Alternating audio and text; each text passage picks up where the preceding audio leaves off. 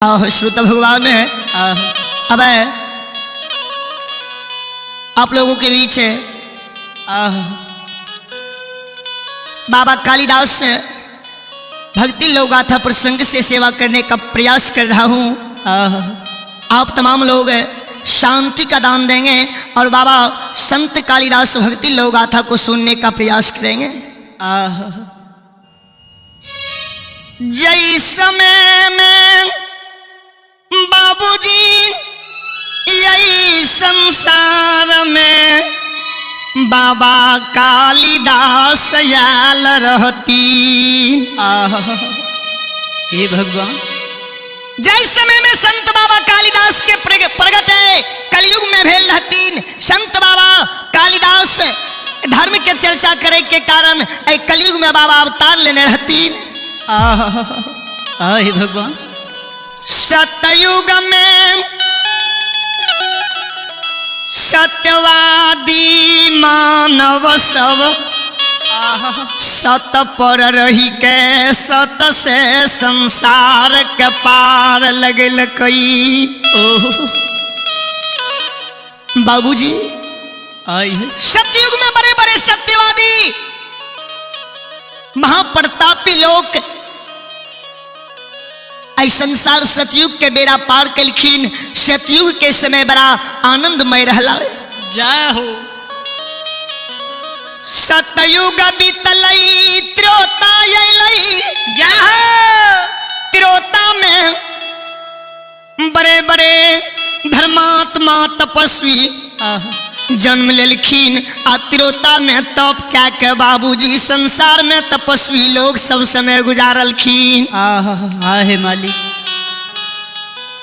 एक एक मुनि संसार त्रेता में 20-20 हजार वर्ष तप क्या के त्रेता के समय के व्यतीत कलखिन। बाबूजी त्रेता के समय समाप्त भ गेलै आ द्वापर महाराज के जो प्रवेश भेलै। श्रोता भगवान, जब द्वापर के प्रवेश भेला श्रोता भगवान आ त्रेता के समापन समारोह एलखिन। द्वापर में बड़े बड़े प्रतापी राजा संत देवी देवता लोग बड़े बड़े यज्ञ क्या के हवन क्या के हवन में आहुति दे के यज्ञ क्या के संसार में तैर गया। आ द्वापर के समय के बेड़ा पार क्या दिलखिन। हे भगवान, बाबूजी बाबूजी ये जब द्वापर गयंती हुए लागलई आ महाराज कलयुग के प्रवेश हुए लागले। हे भगवान, सब देवी देवता लोक विचार करल कई। की विचार कर लगे सरकारियो। द्वापर के अंतिम समय सब देवी देवता लोक विचार कलखिन जे अब ए द्वापर के अंतिम समय छिए आ कलयुग महाराज के आगमन छै। हर एक मानव संसार में अपनो सबके सब कियो नव वर्ष के शुभ कामना मनावे छिए। श्रोता भगवान, देवी देवता लोकन युग के शुभ कामना मनावे रहते। सही बात है सरकार। द्वापर के अंतिम समय आ कलयुग महाराज के प्रवेश में सब देवी देवता मिल के गंगा क्षीर सागर पर महारुद्र यज्ञ शुरू कर दिलखिन। ए सुनो सुनो या सुनवैया सुनवैया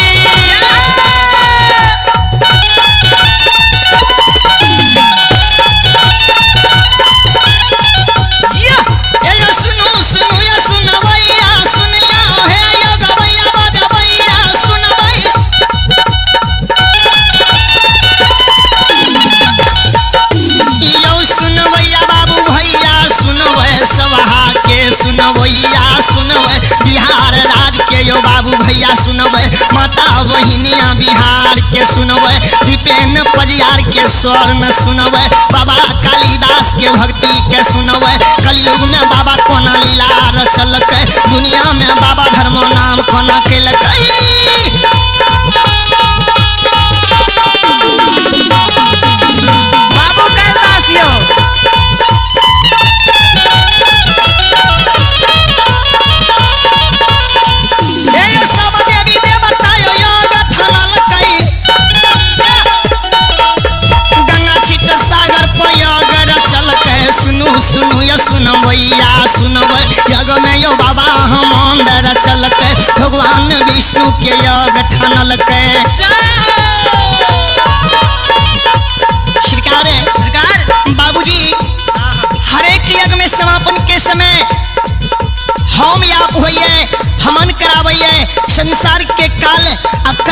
मानव मुक्त होइए। सही है बात है सरकार। जय जग देवी देवता लोग महाराज सतयुग के बिदागरी में तिरोता के आगमन में कलकिन है। जय जग तिरोता के बिदागरी में द्वापर के आगमन में कलखिन। वो जग द्वापर के बिदागरी कलयुग के आगमन में ठानलखिन। जय है मालिक। बाबू साहब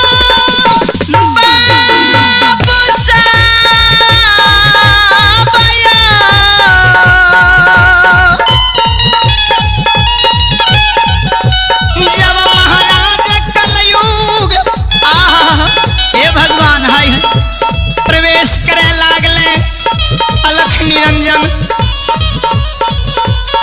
आदि शक्ति जगत जननी जगदम्मा जैन गेले। अलख निरंजन आदि शक्ति जगत जननी जगदम्मा जैन गेले। जय कलयुग के समय में जब कलयुग राज के राजा बनते थे कलयुग के समय में घोर अन्याय भा जाते। कलयुग युग में पुत्र पिता के नहीं चिंते और पिता पुत्र के नहीं चिंते। भाई भैयारी में नाता नहीं रहते। आप मर्जी में सब संसार में समय बिताते। हम के दुनिया करते। एक चूल्ह दो जगह भा जाते। एक डेढ़िया पर डांट लग जाते। आंगन में भिन्न हो जाते।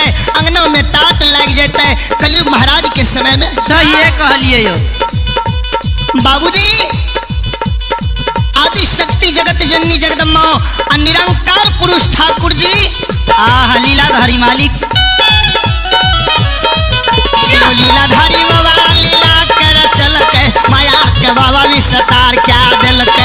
हमंड में बच्चा सृष्टि के लके। श्रोता भगवान हे भगवान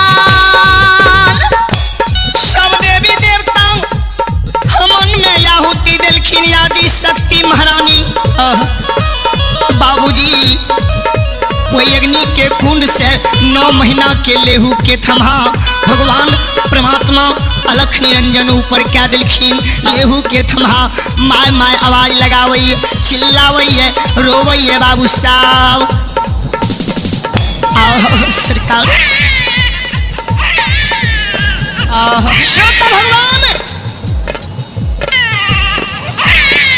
यज्ञ के समापन कलखिन देवी देवता मिलकर। जय है भगवान। यज्ञ के समापन क्या के सब देवी देवता वही बच्चा के ला के विचार विमर्श वही गंगा क्षीर सागर पर आरंभ क्या दिलखिन। जय हो। सब देवी देवता आसन मार के बैठ गए। वही बच्चा के विषय में विचार विमर्श रख दिलखिन। सरकार ई बच्चा अगर पैदा लेलकै हमन से अवतार भेले यज्ञ ते अपना सबके 3 बार कहने छिए। सभा में प्रश्न रख दिलकै 3 बार यज्ञ करेलो। कोनो बेरे एहन अजूबा लीला नहीं देखलो। अबरी के समय में कलयुग महाराज के आरंभ में हमन से ही बच्चा पैदा लेलक। एकर कारण की है महाराज की है हिनका भजाल जा। बाबूजी बाबूजी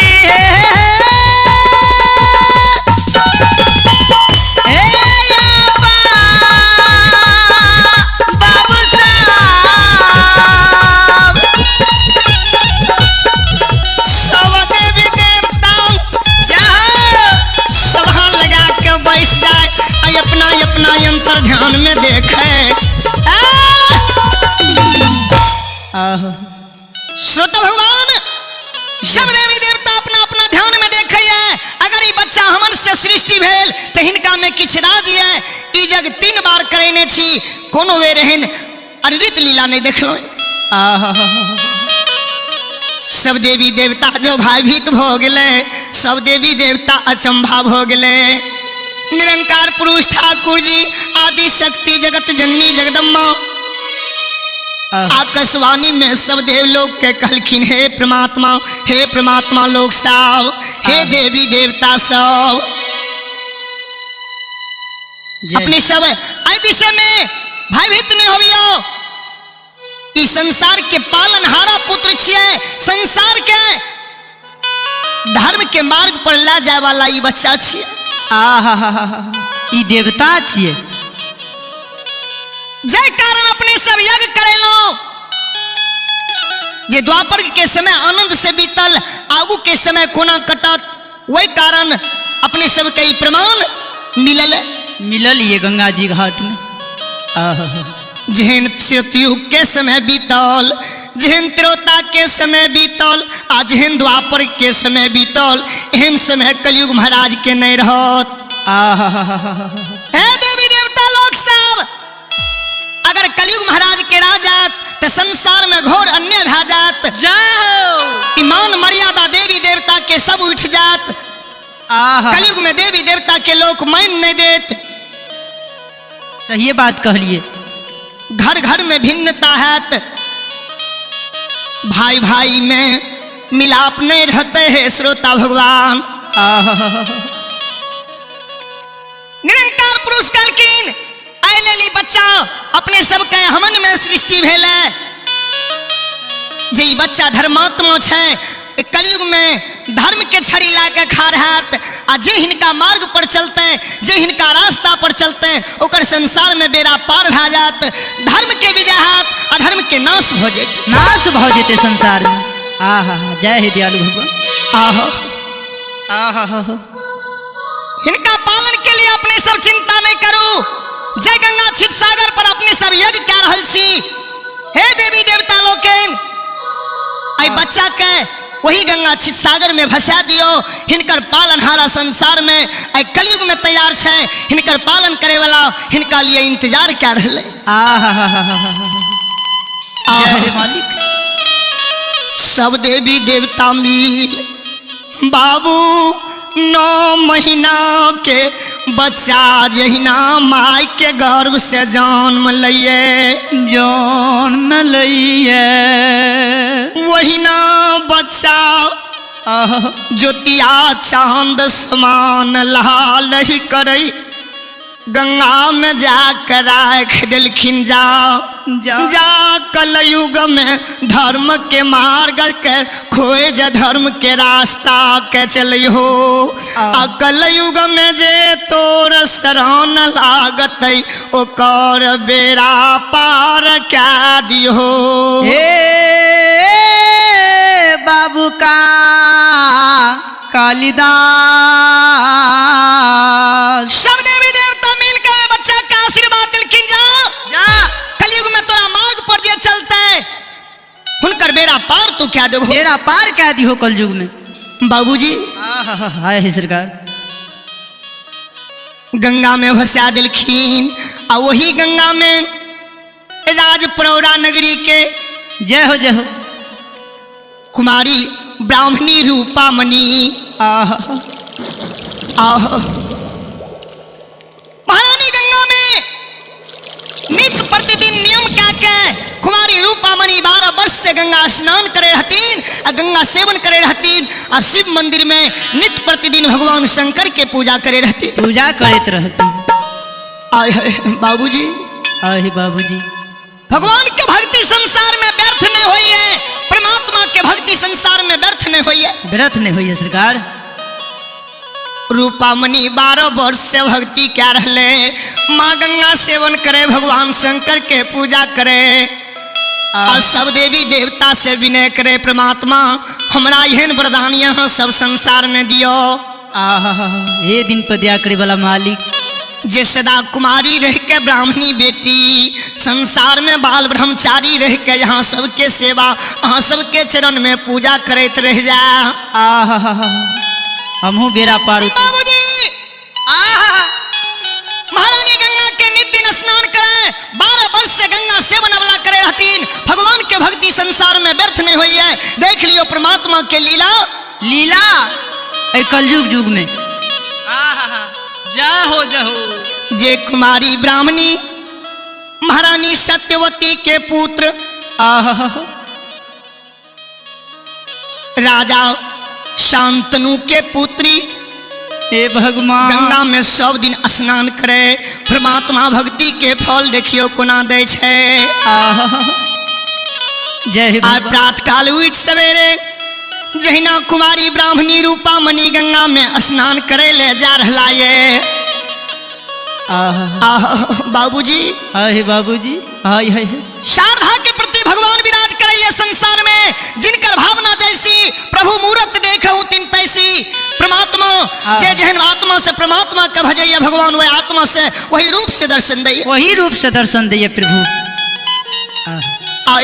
बाबूजी आई रूपा मणि के उ बच्चा जहिना गंगा में चीर पटोर भीता पर रख के कुमारी ब्राह्मणी गंगा में स्नान करे।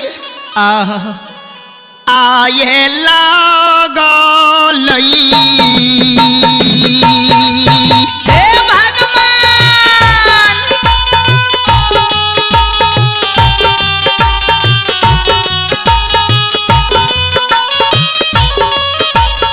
दैवाया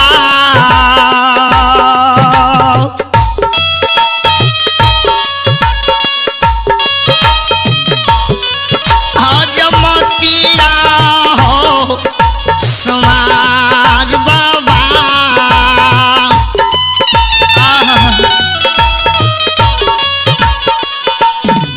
हे यो फिरल धरम के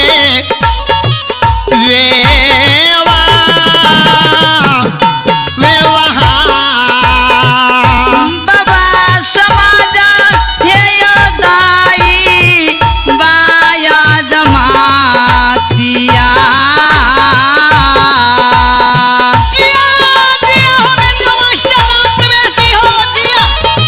हे यो समाज बाबा लागा लइए देवा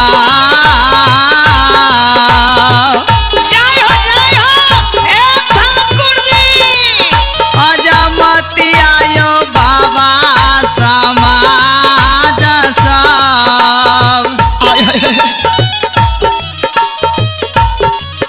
यो खिरल धारा मैं के बेभा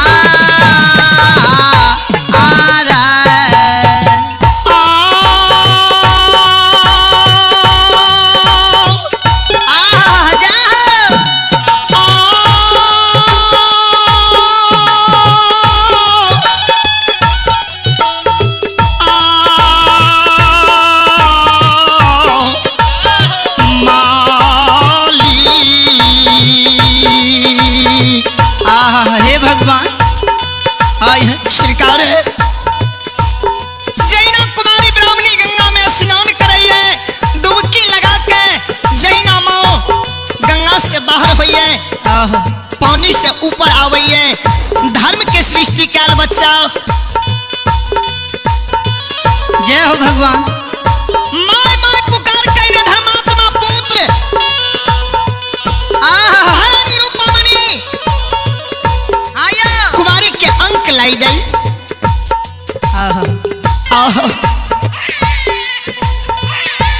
बाबू कहने रहलाये,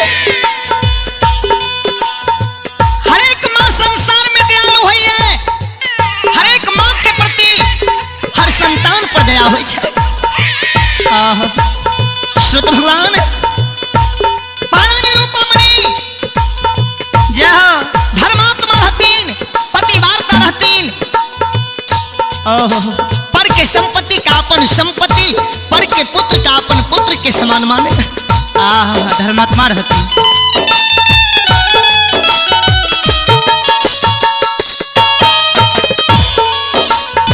बच्चा के कानव के सुइन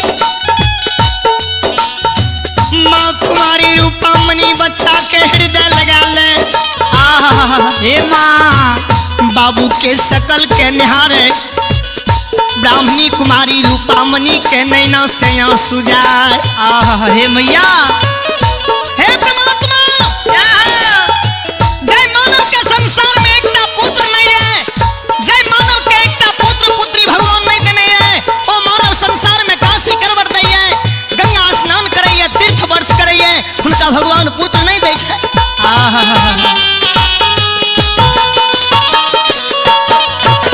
ई कोन माय ई अभागिन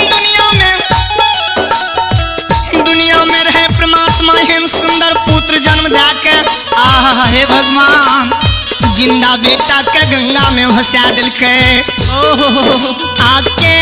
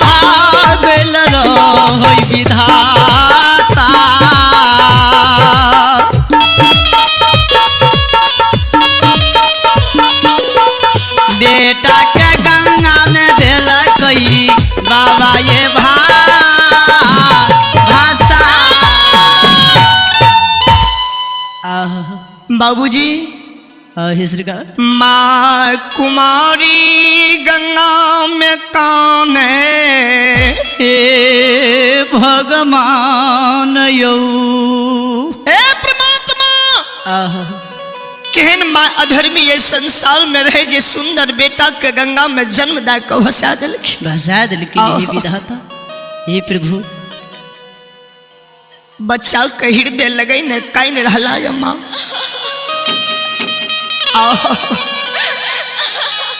माँ गंगा ये यहाँ ते अभागिन के सारा कर्तव्य सारा कहानी जानै छियै अपने माँ हे मैया हाँ ये रूपामणि कुमारी के सारा कर्तव्य कानून के जाने छिए जे कौन स्थिति कौन मार्ग पर हम रहे ले जिए ले चाहे छी हे मैया ई की हमरा अपने कलंक लगा रहल छी या कि हमरा मोह माया जाल में फंसा रहल छी कि हमरा धर्म के विनाश करे में लागल छी अपने माँ कुमारी गंगा में काइन रहला है माँ प्रगट भा के दर्शन दिया माता गंगा अन्यते यहाँ के जल में डूब के ब्राह्मणी प्राण त्याग देते हे महारानी हे माँ गंगा श्रोत भगवान भक्त के कानव के सुन के भगवान के दया लागे है जैना पुत्र के कानव के सुन के माता पिता के दया लागे है वही समान भक्त के कानव के सुन के भगवान के दया आवे है जय हे भगवान जय माँ रूपामणि कुमारी के कानव के सुन के महारानी गंगा प्रकट हो के महारानी गंगा रूपामणि के दर्शन दे साक्षात दर्शन आहे किंगिया है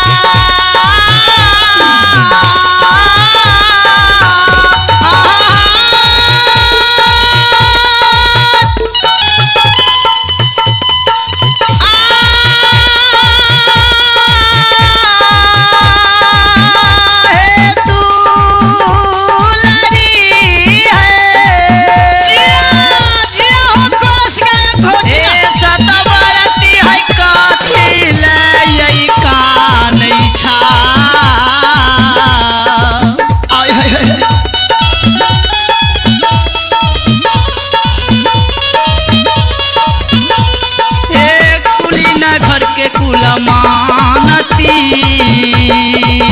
आय हाय हाय। आहे किया काना गंगा यही जी में हे यार जाओ धन्यवाद माँ क्या कामे छा आ क्या नैना से आंसू जा रहला है से कह के सुनावो से कह के सुनाब हमरा कलखिन हे मैया हे मैया हे माँ गंगा हे महारानी क्या ये कुंवारी अवस्था में ये ब्राह्मणी केहन कलंक लगावे छै माँ ये यहाँ जानै जानै छियै दुनिया में कलंक से बैर के कायल संसार में नहीं है माँ कलंक के टीका मानव कमर तो जन्म तक नहीं छूटे छै हे भगवान मैया मैया अहाँ ते जाने छी जहाँ के शरण में सब दिन कुमारी पूजा कऽ के आ सदा कुमारी रहे के नियम कइने छै हे जगजननी ते ई पुत्र हमरा कते से अपने माया में भुलावे छै माँ बाल ब्रह्मचारी रहे के नियम कइने छियै आ ई पुत्र जाके माया में भुलावे छियै हमरा भक्ति में बाधा डाले छी अपने आहो दर्शन दे माँ नहीं तो प्राण के त्याग देवो गंगा में डूब के मर हे माँ माँ गंगा प्रकट भए के ये बोला कुमारी के दर्शन दे आये सुनियो ये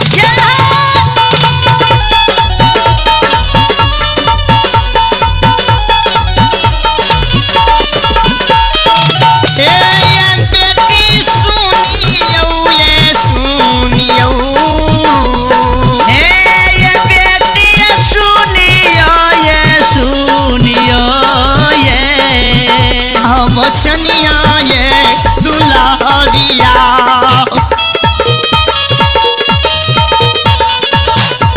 ये गंगा मैयो के ये सरवन लगा हे फुलवनती सुनिए ये लियो हे ठाकुर जी हे धर्मतमय सुनिए ये लियो हे रूपा मुनि हे बेटी आये सुनियो बचान मोरा ये आय हाय हाय मैया प्रकट दर्शन दिए धैर्य धारण करा बेटी परमात्मा इस संसार में किनको कलंक नहीं लगावैये भक्त का भगवान कलंकित नहीं बनावैये कलंकित नहीं बनावे ये संसार में तू ते हमर भक्त छे भगवान के भक्त छे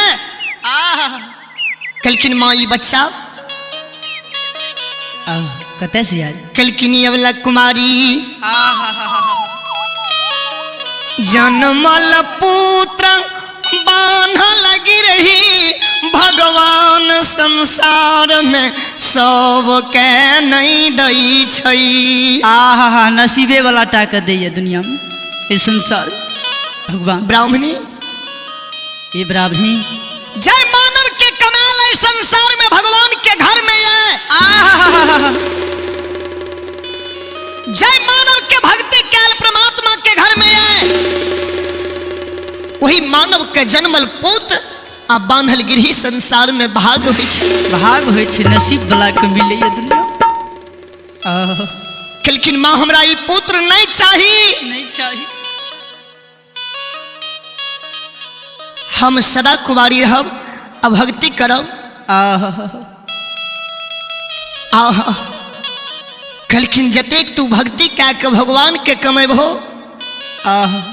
ए पुत्र के पायल के संसार में अमर भए जेबहो अमर भए जेबहो आओ ए पुत्र के पायल के संसार में अमर भए जेबहो धन्य भए जेबहो ए अबला ए पुत्र के तू हृदय लगा के जा जा में धर्मात्मा पुत्र तोरा नाम का उदय क्या देते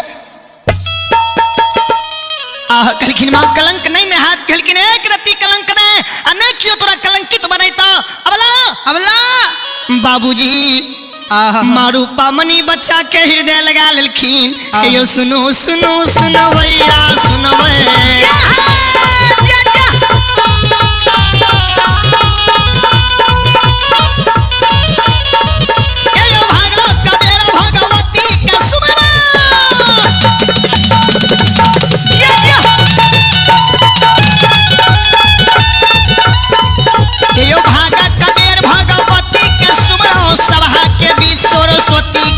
भूमि दुर्गा माई के सुमरो शाम के बेर माता लक्ष्मी के सुमरो काल के बेर महाकाली के सुमरो सादा भवानी जगदम्बा के सुमरो गौरी के पुत्र गणेश के सुमरो उमापति महादेव जी के सुमरो लक्ष्मीपति विष्णु जी के सुमरो विद्या के दाता सरस्वती के सुमरो ज्ञान देवैया गुरु बाबा के सुमरो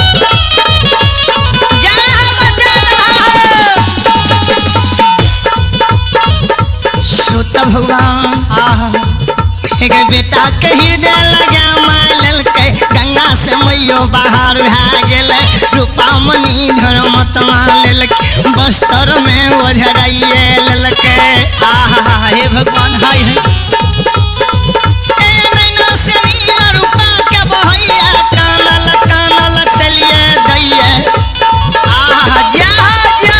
गंगा से माये बाहर भा जाइए बेटा के मुख माय देखने जाइए हे भगवान हाय बेटा मारू पमनी बाबू के सकल के मन है जे हरदम निहारत रही एहन ज्योतिया चांद समान माय ताकने जाए एहो की तू कलंकी जन्म लायल हो अबला के कलक लगावे लेल हो कि तू कलंक लगा मोरा देवे भक्ति का बाबू रे नाश क्या देवे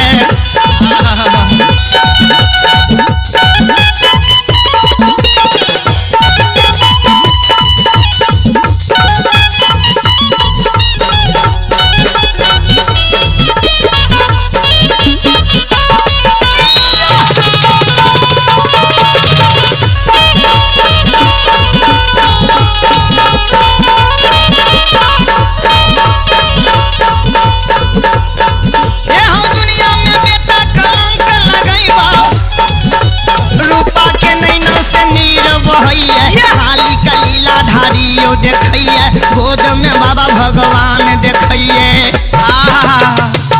माँ के हृदय जुड़ा जाइए यो बालक के देखकर रूपा के नैना से नीर बहिए श्रोता भगवान हे भगवान हे विधाता बाबू ये बुधा कैन रहला माय के प्रति दया आब जाई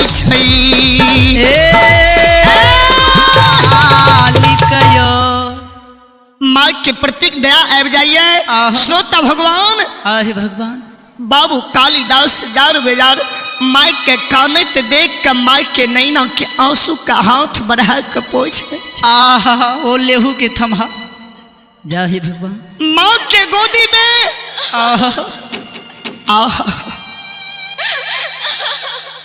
श्रोता भगवान माँ के नैना के आंसू पुत्र के देखल संसार में पार नहीं लागैए जे धर्मात्मा पुत्र माई के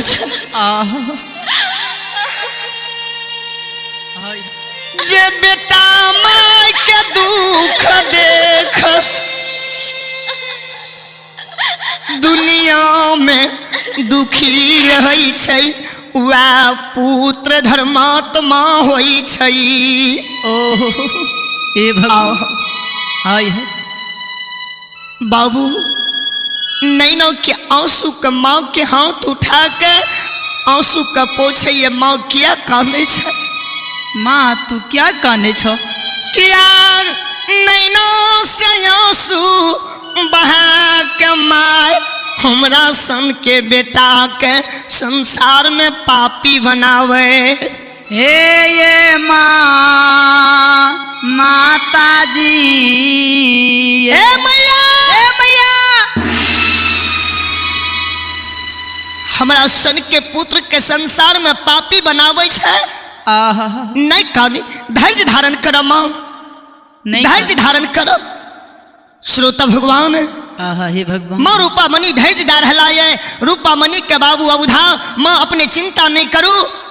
आहा हम के कलंक नहीं लगाओ। कलंक नहीं लगा अब दुनिया में। हम 12 बरस यहाँ गंगा सेवन के लिए और 12 बरस भगवान शंकर के पूजा के लिए माये यहाँ के भगवान भक्ति के सफल याद दिलो। हम धर्मात्मा पुत्र छी, धर्म के बेटा छियो माँ। हम तोरा धर्म के माँ माने छियो। ऐ संसार में तोरा नाम को उजागर कर, नाम को उजागर कर वो हे माता राम। बाबूजी ये बाबूजी आश्चर्यजनक बात है जे 9 महीना के लेहू के थमहा माय के गोद में बोले है। रूपा मणि के भारी आश्चर्य भ रहला है।